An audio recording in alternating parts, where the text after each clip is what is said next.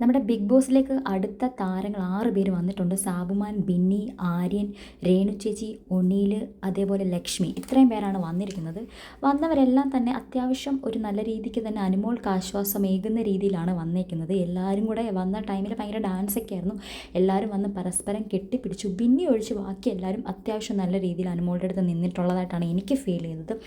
നമ്മുടെ ആര്യൻ വന്നിട്ട് അനുമോളെ നല്ലപോലെ കെട്ടിപ്പിടിക്കുന്നുണ്ടായിരുന്നു കേട്ടോ. ആര്യനല്ല, എല്ലാവരും ഒണിയിലും നല്ല രീതിക്ക് കെട്ടിപ്പിടിച്ചു. അതേപോലെ ലക്ഷ്മി നല്ല രീതിയിൽ ബിഹേവ് ചെയ്തു. നമ്മുടെ സാബുമാൻ നന്നായിട്ട് കെട്ടിപ്പിടിച്ചു അനുമോളെ. അനുമോൾക്ക് ഇത്രയും നേരം ദിവസം ഒരു സങ്കടമൊക്കെ ആയിരുന്നു. നമ്മുടെ ആര്യം വന്നിട്ട് കെട്ടിപ്പിടിച്ചിട്ട് പറഞ്ഞു, അനുമോളെ ഞാൻ പോകാൻ നേരം ഞാൻ നിന്നെ കെട്ടിപ്പിടിച്ചില്ലേടി, പുറത്ത് ഭയങ്കര ഇതായിരുന്നു അത്.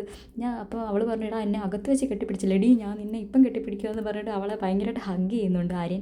അത് കണ്ടപ്പോൾ സന്തോഷം തോന്നി. കാരണം ആര്യൻ്റെ അടുത്തൊന്നും അനുമോൾ അങ്ങനത്തെ എക്സ്പെക്റ്റ് ചെയ്ത് കാണത്തില്ല. എന്തായാലും ആര്യൻ വന്ന് നന്നായിട്ട് ഹഗ് ചെയ്തു.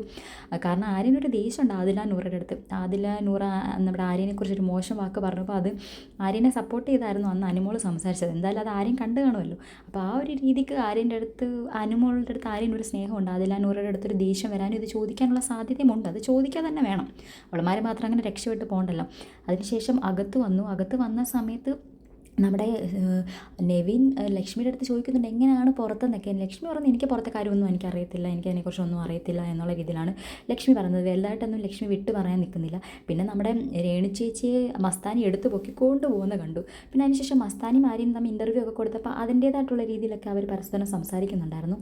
ആകെ മൊത്തം ബഹളവും ഒരുമാതിരി ഭയങ്കര ഒരു വൈബായി കേട്ടോ ബിഗ് ബോസ്. അതിനുശേഷം നമ്മുടെ ലക്ഷ്മി വന്നിട്ട് നമ്മുടെ അഭിലാഷിനെ ഹഗ് ചെയ്യുന്നുണ്ട്. ഒന്ന് കുറേ കണ്ടിട്ടില്ലല്ലോ, അവർ നേരിട്ട് കണ്ടിട്ടില്ല, അങ്ങനെ എന്തോ എനിക്കറിയില്ല, അത് ഓർമ്മയില്ല. അവർ കണ്ടിട്ടുണ്ടാവാം, മേ ബി അവർ അന്ന് നല്ല കൂട്ടായിരുന്നു കാണാം. പക്ഷേ അനുമോളുടെ അടുത്ത് ലക്ഷ്മി എന്ന് പറയണം, വെരി സ്ട്രോങ് ആയിട്ട് കളിക്കുക, പുറത്തുള്ളതൊന്നും നീ മൈൻഡ് ചെയ്യേണ്ട, ഇവിടെ നടക്കുന്ന കാര്യങ്ങൾ മൈൻഡ് ചെയ്യേണ്ട, നീ നല്ല സ്ട്രോങ് ആണ്, അങ്ങനെ തന്നെ മുന്നോട്ട് പോട്ടെ എന്ന് പറഞ്ഞ് നല്ല രീതിയിലുള്ള പ്രചോദനം ലക്ഷ്മി കൊടുക്കുന്നുണ്ട്.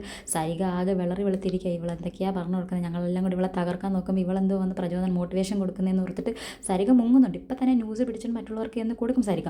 ലക്ഷ്മി പറയുന്നുണ്ട്, നീ ചിരിച്ചോണ്ട് എല്ലാത്തിനും ഫേസ് ചെയ്യുക. അപ്പം അനുമോൾ പറയാം, അവളെ എല്ലാവരും കൂടെ എന്നെ പഞ്ഞിക്കിടുവന്ന്, നീ അതൊന്നും നോക്കണ്ട, നല്ല രീതിക്ക് കളിക്കുക, നീ നല്ല സ്ട്രോങ് ആണ്, നല്ല രീതിക്ക് അതേപോലെ തന്നെ പോകുമെന്നൊക്കെ പറഞ്ഞിട്ട് ലക്ഷ്മി ഭയങ്കരമായിട്ട് അനുമോൾക്ക് മോട്ടിവേഷൻ കൊടുക്കുന്നുണ്ട്. സരികയ്ക്ക് ആകെപ്പാടെ വിഷമം, അയ്യോ ഇവളിങ്ങനെ പറഞ്ഞു കൊടുക്കല്ലേ അനുമോളുടെ. ഞങ്ങൾ കഷ്ടപ്പെട്ട് ഇവിടെ അനുമോളെ തകർക്കാൻ നോക്കുമ്പോൾ ഈ ലക്ഷ്മി വന്ന് എന്തൊക്കെയാണ് കാണിക്കുന്നതെന്നുള്ള രീതിക്ക് നല്ല രീതിക്ക് സരിക വിളറി വിളിക്കുന്നുണ്ടല്ലോ. സരികയുടെ മുഖം കാണുമ്പോൾ അറിയാമല്ലോ.